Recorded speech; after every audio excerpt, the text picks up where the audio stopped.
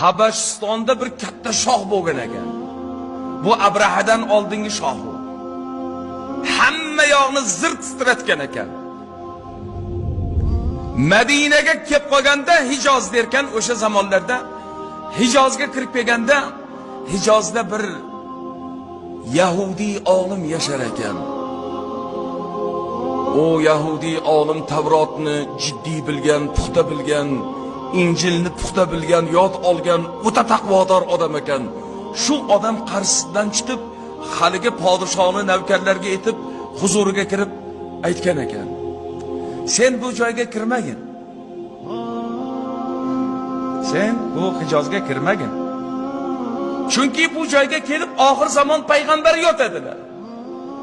Seni kelganingni, bu joyni vayron qilganingni eshitsalar, ko'ngillari sendan qoladi. Rostami? Dedi shoh.